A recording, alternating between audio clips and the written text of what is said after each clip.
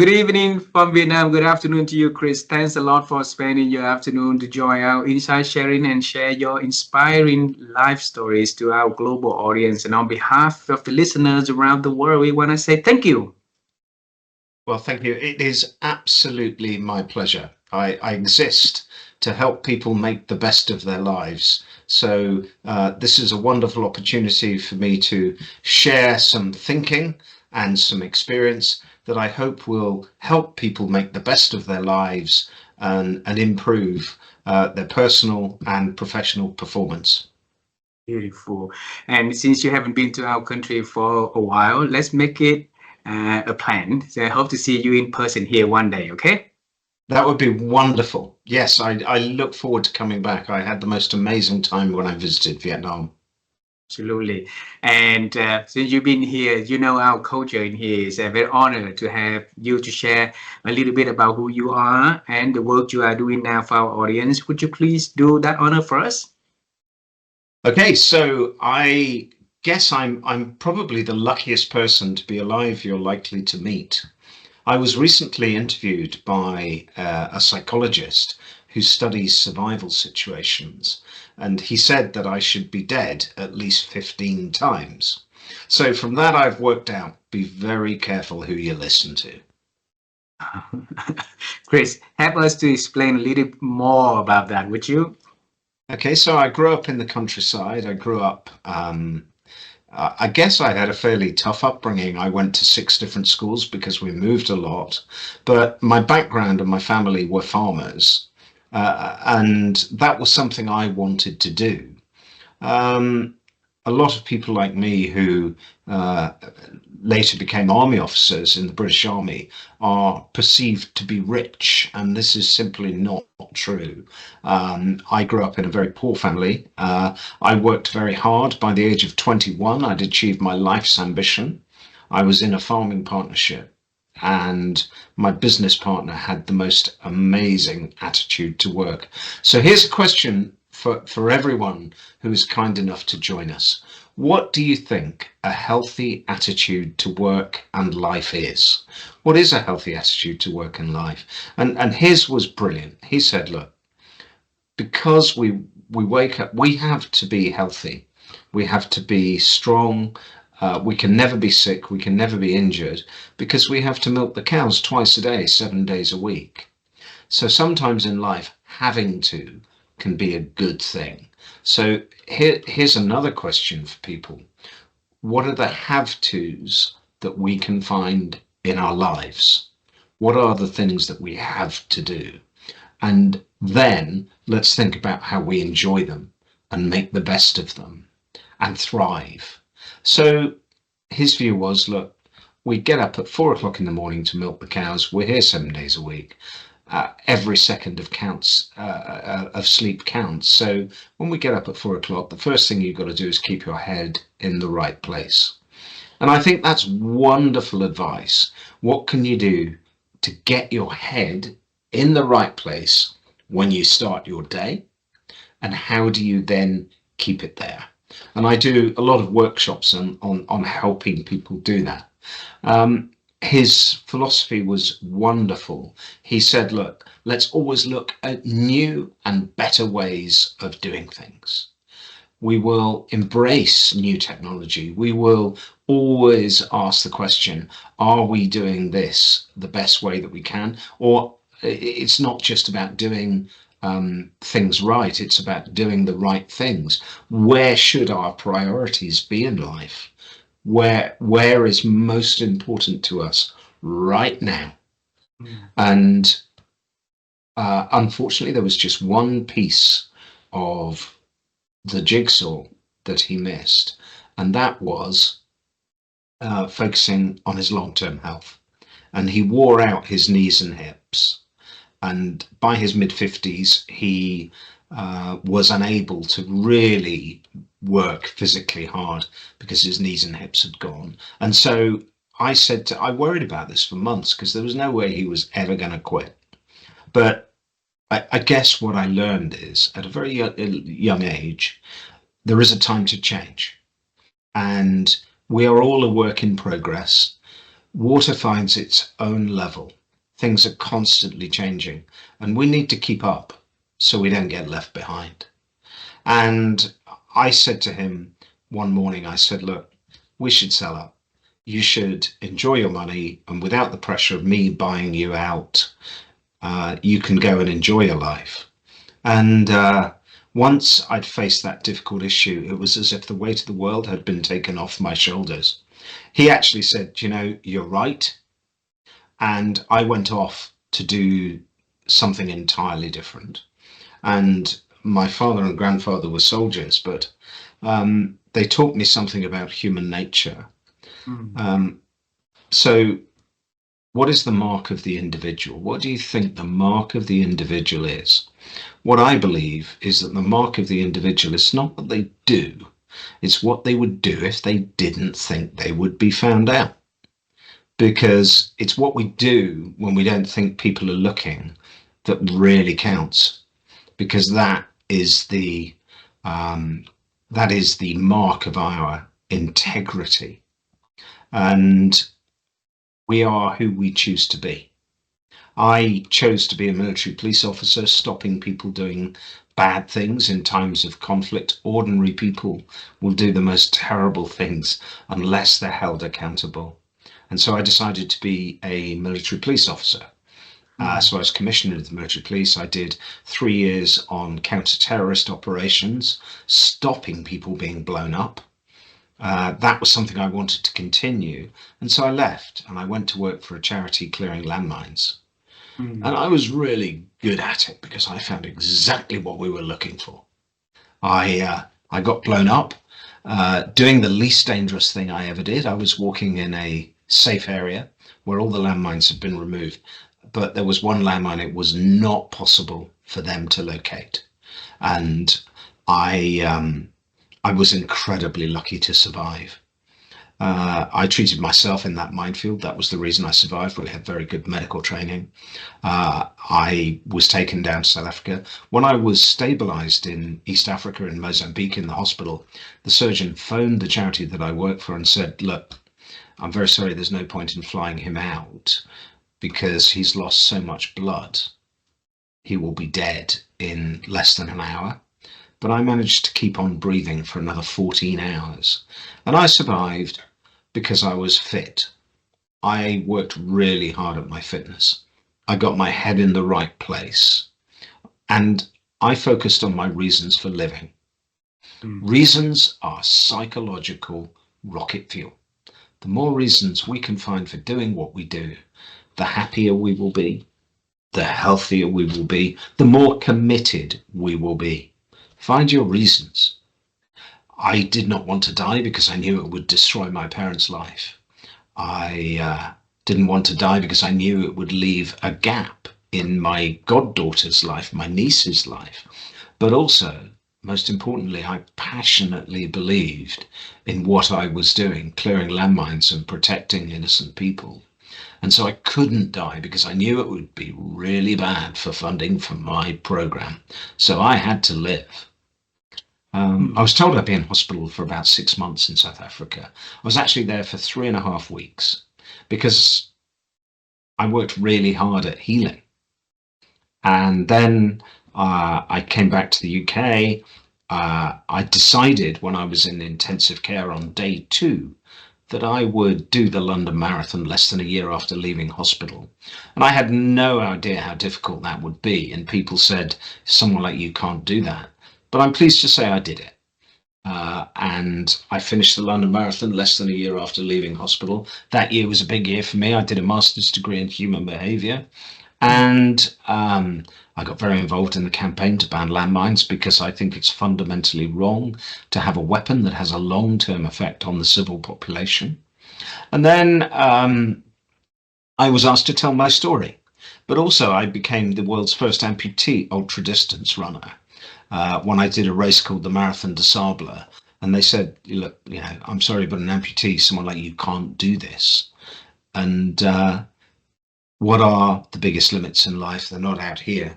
It is what goes on here. So I found a way. and I became the world's first amputee ultra distance runner. I have done many of the world's toughest ultra marathons. My favorite race title is the Badwater Death Valley Ultra 135-mile fun run, which takes place. Yeah, it's fun. Yeah, the fun bit is finishing, by the way. It takes place in the hottest place on earth at the hottest time of year. So I've done loads of these races. So what I can do is I can share experience here on the limit of human endurance and on the balance of life and death. And an experience I was even more lucky to survive than being blown up was when I was taken prisoner by Khmer Rouge guerrillas in Cambodia. And coming from Vietnam, I guess you'll understand the history of the Khmer Rouge and just how brutal they were. Their prisoner handling consisted of interrogation, torture, and execution. And I managed to persuade them to not execute myself and my 2 Cambodian colleagues. And when we got back to the village where we were originally taken 3 days later, we walked back through mined and patrolled jungle. The Khmer Rouge commander who released us said that we had to avoid the patrols because they had orders to shoot anybody they found in the forest. So we managed to avoid them all. We got back to the village. And because the local people believe that ghosts come out of the forest at night, and they had been told I would be executed, they all believed I was a ghost and ran away from me. And eventually I managed to catch the village chief and breathe on him, and he finally believed that I was alive when I held on to him. And so I have lots of these experiences on the balance of life and death and limit of human endurance that I can share to demonstrate principles we can use in our daily lives to do what we do better and to be more resilient, but most importantly, to rise above the things that drag us down, because that is our challenge in life, to rise above the things that drag us down. Wow, wow. Chris, thanks for sharing the highlights of your life in this conversation. Allow me to bring you travel time with you. Okay, so this conversation is designed to travel in time. And so when you were little, what was your dream about the works that Chris Moon's going to do in the future? As a child, I guess I wanted to do something useful. I grew up in the countryside. I love nature. I love being with animals. I love being in the countryside. So that was very much part of my upbringing. And I, from a very young age, was growing things in the garden, growing vegetables. I always wanted to do something useful, something where I would help people. And I wasn't quite sure what that was. Initially, I thought growing food was a really good thing to do. And then I decided that actually being an army officer, holding people to account in times of war, that was a very important thing to do. So those were always things that I thought about from a young age. And I always wanted to know the reason why. Even from a very young age, my journey through life was the pursuit of wisdom, to gain wisdom, to understand more about our world, people, how we behave, and how we can do better, how we can do more. Why is that question of understanding what wisdom is and how do you gain wisdom? How do we gain wisdom in life?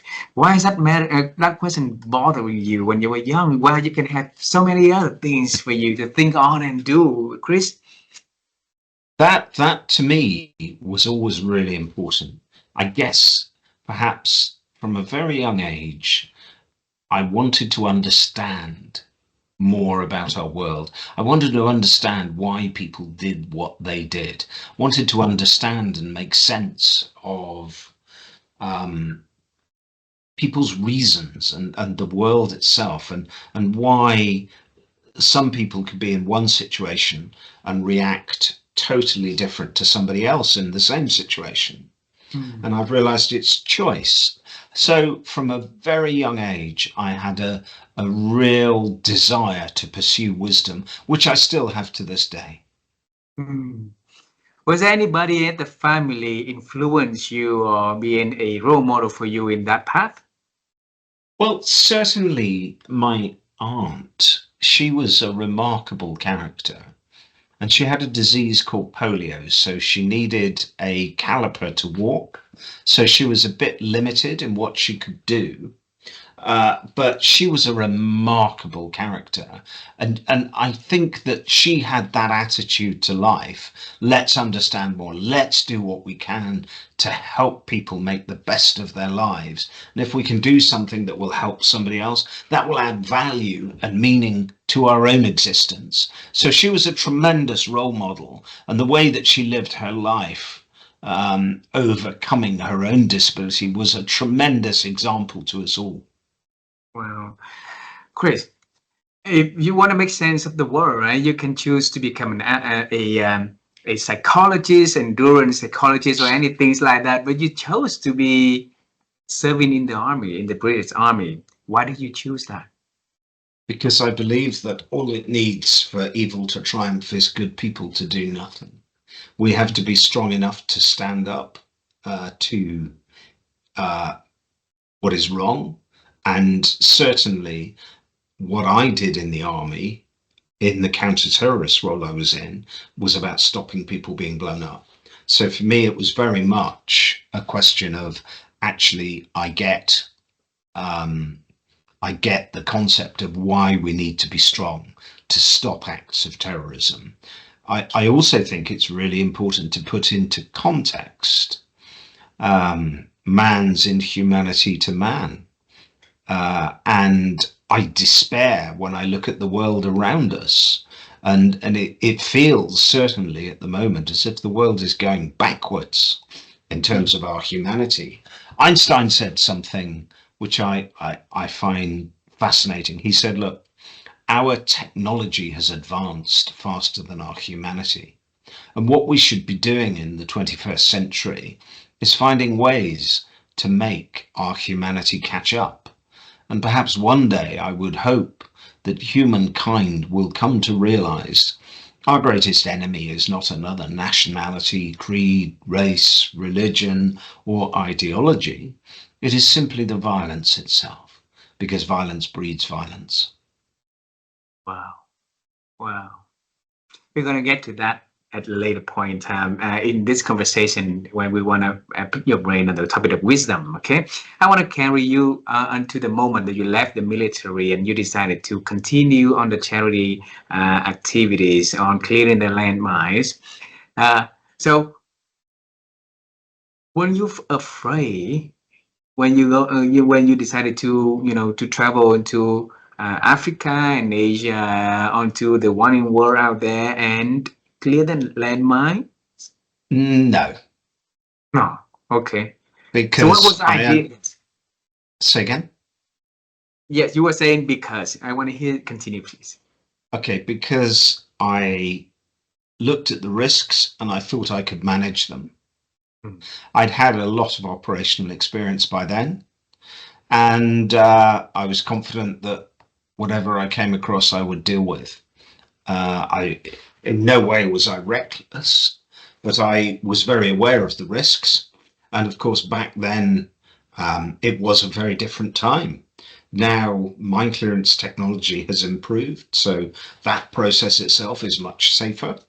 But, still then, I was quite prepared to take those risks because I knew that I could manage them.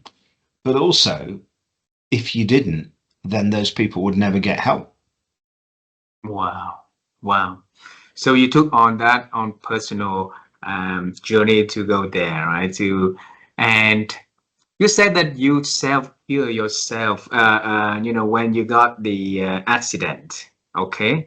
How could you do that under crisis like this, Chris? I still remember being blown up in the present tense because it was so extreme. I was walking back up a safe area where the landmines had been removed. Just before it happened, something felt wrong. It felt as if something violent, evil was coming towards me. I turned round, I took 3 paces, and then I heard the loudest bang I've ever heard. And I was blown up by a device that the deminers could not locate. I remember very, very clearly this feeling of horror before it happened. I still think to this day, had I not moved, something far worse would have happened. Wow. But I could feel it coming. Took 3 paces, loudest bang I've ever heard, lying on the ground. I had a visor on and ballistic glasses under my visor. Wow. So I knew that, I knew that my eyes were okay. And then a split second later, I thought, yep, something terrible has happened. You need to face reality. Be totally realistic. You need to work out what's happened. And you So I say, looked down. Yeah, go sorry, ahead. you say, yeah, please continue. Sorry, I interrupted. Yes. No problem. So I looked down, I saw my first thing I did was think, right, what is the worst case scenario? And I thought, right, okay, worst case scenario is both legs blown off, both arms blown off. I will be a torso taking my last breath.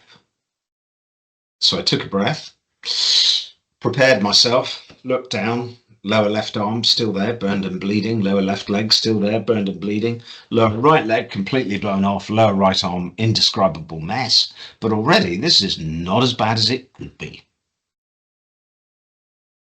Wow. How could it not as bad as it could be? So what could get worse? Oh, much worse would have been all my limbs blown off. Mm. Much worse would have been I would be blind. I would not be able to see. Mm. Wow. So you say the doctor said that you're not going to survive in an hour time, but you kept on breathing and breathing for 14 hours, right? And you mentioned about the word reason. So you had a reason for you to survive. Okay. Bring us to that moment, please. I remember fading in and out of consciousness when I was taken to the hospital. And I wouldn't allow them to give me morphine in the minefield because I knew I needed to stay alert. Mm. So I took the pain. Sometimes in life, you've got to take the pain. And then I remember going into the operating theatre. I faded in and out a little bit of consciousness afterwards. And there was only one thought in my mind. I'm going to make it. I'm going to make it. I'm going to make it. And that was the only thought that I allowed in my mind, that I'm going to make it. And that belief was a choice. Our beliefs are a choice. And I chose to believe that I would make it. And I still think that is the most important thing that led to me making it. So from that choice, you make bigger choices after that. Not only surviving, you are recovering in less than 2 months. And after recovering, you attended, you ran the London Marathon, right? And at the same time, you study for your master degree also.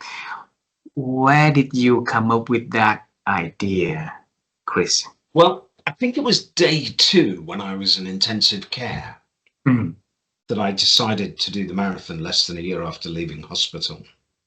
And I didn't know how difficult it would be then, but I told this nurse, and I said, I'm going to do the London Marathon less than a year after leaving hospital. I'm going to get my place booked. And then a few hours later, they sent a psychiatrist to come and talk to me. Because? Well, I think because they thought I hadn't come to terms with what had happened to me, but I had. I was totally realistic. And he spoke to me a few times, and then he phoned my mother. He said to her, he said, look, Mrs. Moon, I just wanted to let you know, I've never seen anything quite like it. Your son has completely accepted what's happened to him. He's recognized that he needs to change his thinking. And I wanted to let you know that he is as sane as I am. At which point my mother said, if my son is as sane as a psychiatrist, I'm extremely worried. Oh, why? Well, I think she thinks that all psychiatrists are a bit strange. Well, So what did you do for that 1 year, less than a year to do to make yourself be capable and able to do Yeah, that? well, the big thing was to get the artificial leg. That was the biggest challenge, getting an artificial leg to be able to run on.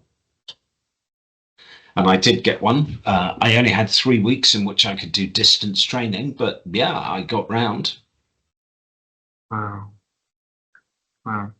And then after that, not only the London Marathon, you took on the ultra marathon, also the first Amputee ultra marathon racer also, right? Okay. So it Yes, it took to was. another level of the test of physical endurance for you. Why did you decide to go into that next level? Because life is about making the best of it.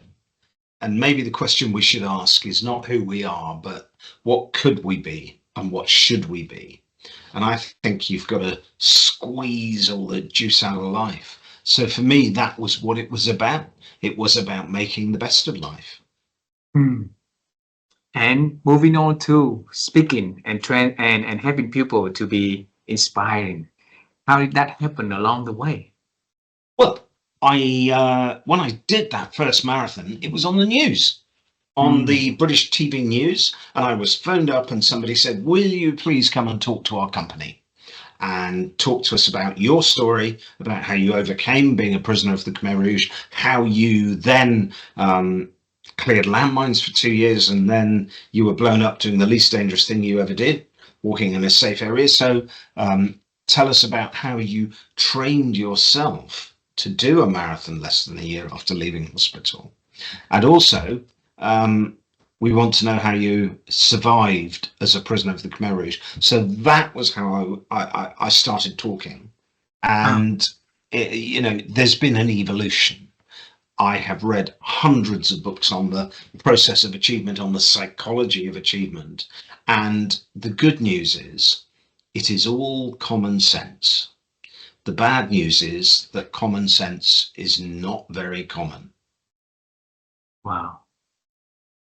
So how did you make common sense for yourself, then having other people to make common sense for themselves? I think it's about actually having an experience where we examine our thinking. Mm. The most important psychological discovery ever is that we choose the way we think, and the way we think determines the way we feel. It does not always feel like it, and it's easy to say the way we think determines how we feel, but it is absolutely true. Absolutely. So since you mentioned about the word wisdom earlier, right? We want, you have been many leaders, many managers, many people around the world to see to face with and to endure through challenges, to take on challenges on, right? So what is that wisdom? How is defined in your own definition, though? I'm sorry, say that last bit again. You just cut out. How do you define wisdom? How do I define wisdom? I think wisdom is about seeking the truth, and it is about understanding what is going on. There are very few people who can be bothered to really put the effort in to know what is going on, and even fewer who understand it. And I think that that is what wisdom is about. It's about seeking the truth. It is about understanding the reality of our existence and our decisions. And it is about acceptance, having the acceptance to recognize that not everybody is going to be as committed or as determined to find what one believes is the truth. So we also need to remember that we, as human beings, will fit our version of the world to fit our beliefs. Let me give you an example. There Please. was a cult in America in the 1960s, and they said that the world will end on New Year's Eve this year. So December the 31st at midnight, the world will end. And they went around and they told everybody and they tried to convert people. And there was a small group of them of about 50. And they all were waiting for the world to end. And when it didn't, the leader of the cult said, no. You need to understand. Nothing's changed, but God's given us more time to find more people to join us. So he's given us a reprieve so we can find more time to get more people to join us. So more people will be saved. And as a result of that, their numbers quadrupled. And so the journalists thought this would be the end of the organization, but no, nothing could be further than the truth. They become bigger and greater because people rationalized it, and it's called cognitive dissonance. So that, I think, is really important to understand. Wow. Chris, my wife and I, we've been traveling the world. We've been interviewing amazing people to help us to understand and our audience to understand the secret behind how to expand our ability to think, because we believe that our thinking capability has been diminishing for so many reasons, right? So for you, you have a very unique perspective on thinking, on accumulating wisdom. How have you been growing your ability to think over the years?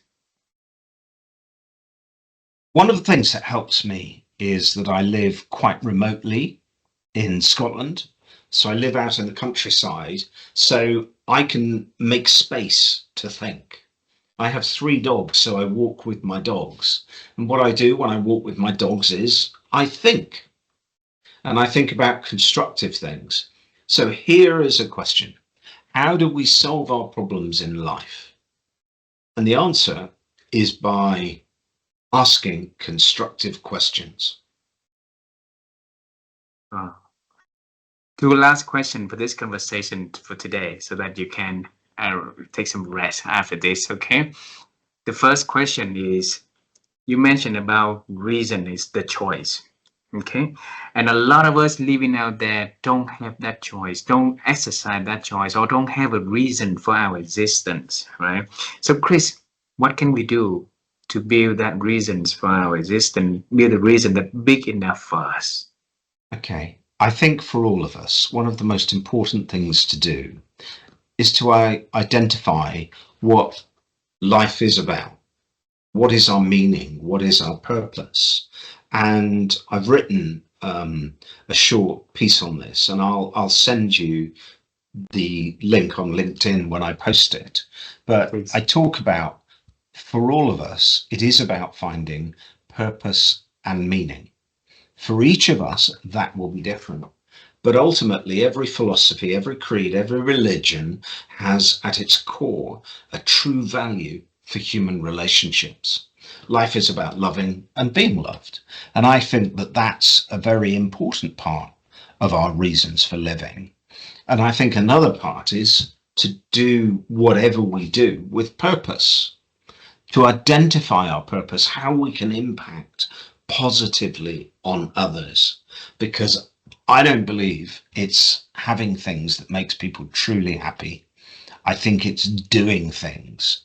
So if we are committed to live the best life that we can live and to saying, how do I make the best of this? Well, then I think that that will start to happen.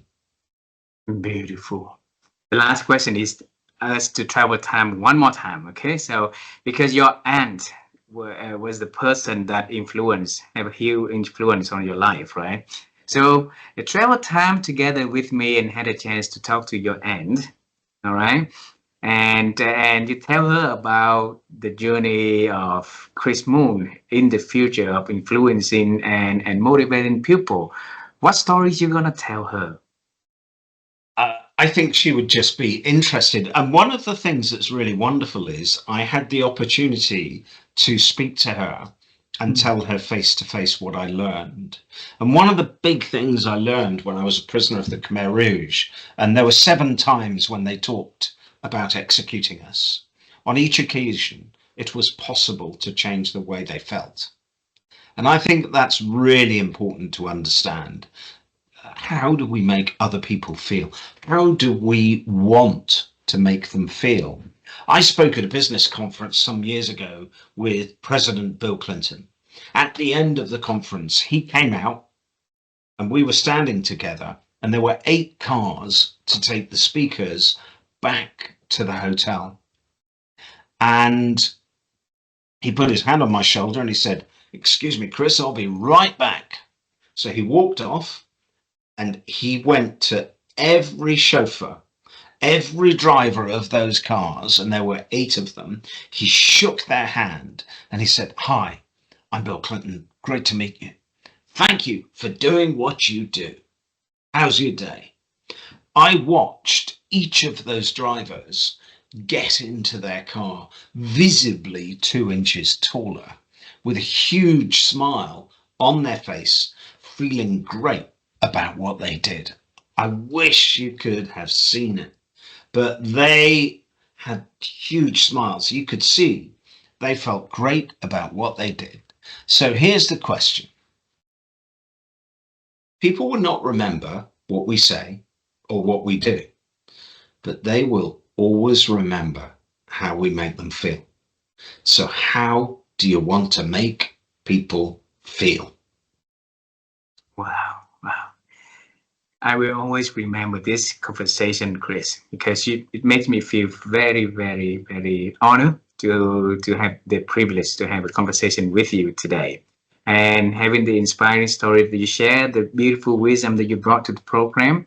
I believe that our audience will have so much to learn from this conversation.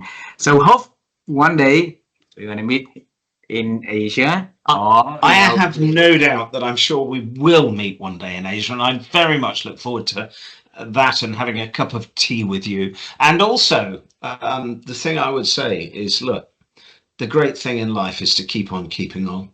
Persistence is the material of success. Squeeze all the juice out of life. And if we can spread a little sunshine and kindness into somebody else's life, that is surely the most important thing we can do, because it will be reflected back in far greater quantity. Unless, of course, you're next to a psychopath, in which case move. I'm not. Now, I'm going to leave you with one last thought. Please. And that is the power of the smile. You have a great smile. And there's some research done in the US into people. So I, as you know, have studied human behavior. And this is a great study. They looked at college football photographs from the 1910s and 20s, and they looked to see when people died. And on average, the people smiling and laughing in the photographs were living 7 to 10 years longer. Isn't that amazing? It is. And if you think about it, a smile is infectious. People who smile are thought to be more capable, more competent, more professional, more trustworthy, and more likable and more attractive. So, on the count of 3, buddy, I want you to give me your best smile. Ready? 1, 2, 3. My friend. That is beautiful. Buddy, it is so important to smile, but not in a creepy way. Yes, yes. That was a joke, by the way. I'm not being serious. I understand. Chris, you have a wonderful day, and we love you from Asia. We definitely will make a way to see you in person one day, okay? Thank you. May you live your best life. God bless you. Bye-bye. Bye-bye.